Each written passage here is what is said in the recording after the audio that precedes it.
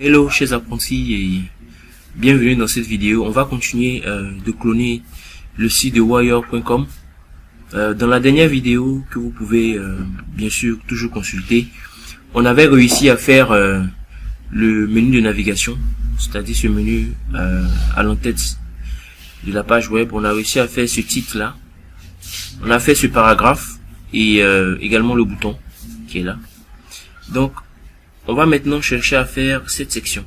D'accord, on va mettre ce texte là à gauche, d'accord, avec le paragraphe qui est là et puis le lien apprendre plus. On va mettre cette image, d'accord. Donc on va toujours le faire avec Bootstrap. Déjà ce que je vais faire c'est télécharger cette image là. Il est possible de la télécharger en faisant clic droit et je fais enregistrer l'image sous. Et ensuite je l'enregistre. D'accord, je vais l'ouvrir pour voir ce que ça donne. Ok, super. Donc voilà notre image. Alors ce qu'on va faire, c'est revenir dans notre éditeur de code. Précisément juste après la section du grand titre ici. D'accord, donc juste après cette section, on va créer une autre balise section. D'accord, donc vous faites exactement comme moi. Vous tapez section, on va utiliser un seul row, d'accord, une seule rangée qui va contenir 2 colonnes. Okay. Donc cette colonne, je vais lui donner arbitrairement 4 places, d'accord, et l'image va prendre 8 places. Ok, donc on y va, on crée la balise div row qui sera la classe. Et dans la rangée, maintenant, je crée la balise div qui va prendre col XS XS4, d'accord, col SM4, col MD4 et col LG4. Ok, donc à l'intérieur maintenant je vais créer alors ça c'est quoi, on va inspecter le code pour voir. Alors ça c'est H2, donc je vais créer la balise H2 qui est ici. Je vais l'appeler protected group chat, d'accord, protected group chat, génial. Et après je crée la balise P. Je crée la balise P et je lui donne tout ce texte là. Pardon, voilà, je lui donne tout ce texte là.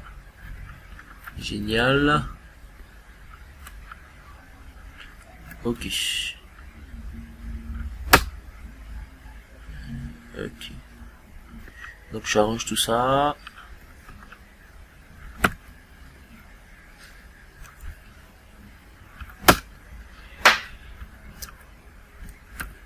J'arrange tout ça. Voilà. Alors je précise, pour vraiment suivre et comprendre cette vidéo, vous devez avoir des bases en HTML et CSS. Donc je mets le lien Learn More juste en bas. Alors avec la balise A. D'accord, je vais pas lui assigner un lien, je vais pas lui assigner une page en particulier, je vais juste mettre le texte. Je vais juste mettre le texte Learn More. Ok, génial. Et ok, donc j'enregistre. Et concernant l'image, maintenant je vais la récupérer dans le dossier de téléchargement de mon ordinateur et je vais la coller. C'est celle-là, je la copie avec CTRL-C. Je viens dans le dossier Wire Clone qu'on avait créé dans la vidéo précédente. Et ensuite, je colle l'image dans ce dossier. Super. Alors, c'est le nom de l'image, c'est index-chat. Et l'extension, c'est JPG. D'accord. Donc, je sors de mon col XS4 là. c'est-à-dire ce div là, et je crée un autre div qui aura la classe call xs8, call sm8, ensuite call md8, call lg8, et à l'intérieur du div je vais mettre un img, d'accord, une balise img. Voilà, la source ça sera index, étant donné que l'image dans le même dossier que mon fichier HTML, d'accord, donc je mets directement le nom de l'image index chat.jpg. Ok, donc on va voir ce que ça donne.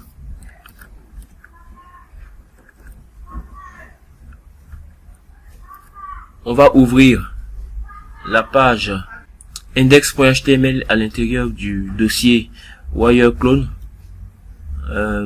Ok, donc je l'ouvre.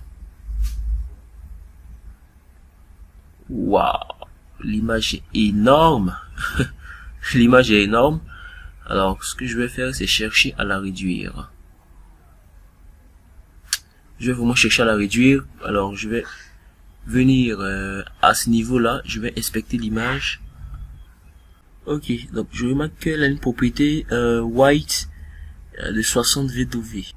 L'image qui est là, je vais l'inspecter, je vais voir ce que ça donne si dans son style je mets un white égal à 100 VW.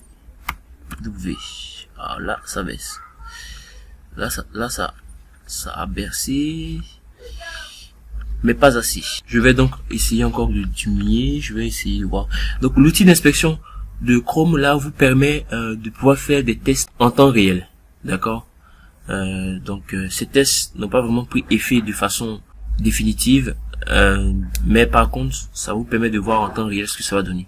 Une fois que vous allez réactualiser votre page web, vous allez voir que les modifications que vous avez apportées pour le test vont disparaître, à moins que vous ne reportiez ces modifications là dans votre éditeur de code. Donc je vais essayer de mettre à 50. Waouh, ça a bien diminué hein. Ok, cool, mais c'est un peu trop petit. Déjà on va augmenter encore le white. Le white on va le mettre à 70. Bon, disons 80. Ok, je regarde. Ok, ça m'a l'air un peu conforme. Bon, pas trop conforme, mais un peu conforme quand même. On va diminuer encore la taille. C'est un peu gros ici. Ok, donc je vais mettre le white à, disons, je vais mettre le white à 60. Donc, on va mettre déjà le white, on va le reporter la modification ici dans notre img en lui attribuant un style white 2.60 VW. D'accord, CTRL S, et je regarde mon paragraphe. D'accord, je vois comment le paragraphe il est agencé. D'accord, comme vous le remarquez, notre texte et son titre sont un peu trop collés sur le côté gauche de l'écran. Donc on va chercher à les décoller. Alors là automatiquement je pense à un padding. On va essayer avec le padding, mais déjà on va voir le texte. On va essayer d'arranger la fonte du paragraphe. Donc ce que je vais faire, c'est regarder comment par exemple on avait fait la dernière fois avec le texte, avec le premier paragraphe dans la première section ici. Alors voilà ici. Donc le font size était de 24 px, le line height de 36 px. Donc je vais copier ce style là, copier tout le style ici. Je vais le coller à ce paragraphe. À ce paragraphe, je vais attribuer ce style aussi à ce paragraphe. Donc vous l'aurez compris, j'aurais bien pu faire une classe que j'allais appeler paragraphe et puis assigner ça. D'accord. Donc je vais voir déjà ce que ça donne ici. Ok, ça m'allait pas mal. Mais je vais essayer de le décoller, d'accord? Et puis d'essayer de l'abaisser un peu vers le bas. Donc pour le décoller, c'est un padding qu'on va utiliser. Donc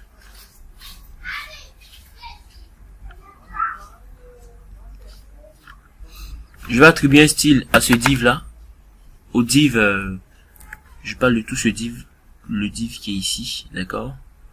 Donc je vais lui attribuer un style et je vais lui donner un padding de 30 px et je vais le faire descendre avec un margin top, d'accord? Donc je vais mettre le margin top,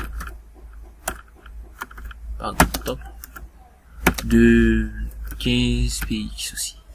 Voilà, j'enregistre et je regarde ce qui se passe. Voilà, quand remarquez que ça a baissé, que ça a un peu décollé, mais je vais augmenter le padding, je vais lui donner 50. Je vais enregistrer. Ok, ça m'allait pas trop mal, mais bon. Ici c'est un peu plus espacé et truc, mais déjà vous voyez qu'on peut facilement arranger, donc je vous laisse le loisir d'essayer d'arranger ça, d'accord, et laissez-moi en commentaire ce que vous avez réussi à faire comme code, d'accord, les difficultés que vous avez rencontrées. Donc pour la deuxième section là, c'est bon. Dans la prochaine vidéo, on va faire maintenant cette section là. Vous l'aurez compris, c'est pas du tout compliqué. On va faire cette section et puis cette autre section là. Vous pouvez également rejoindre la communauté de tous mes étudiants en développement, d'accord, en cliquant sur le lien qui va apparaître quelque part ici ou bien dans la description de la vidéo. Et abonnez-vous à la chaîne pour d'autres screencasts et d'autres conseils et d'autres partages de mes connaissances. Vous pouvez également regarder la vidéo en complément qui va s'afficher là, et surtout n'oubliez pas, apprenez toujours. Ciao.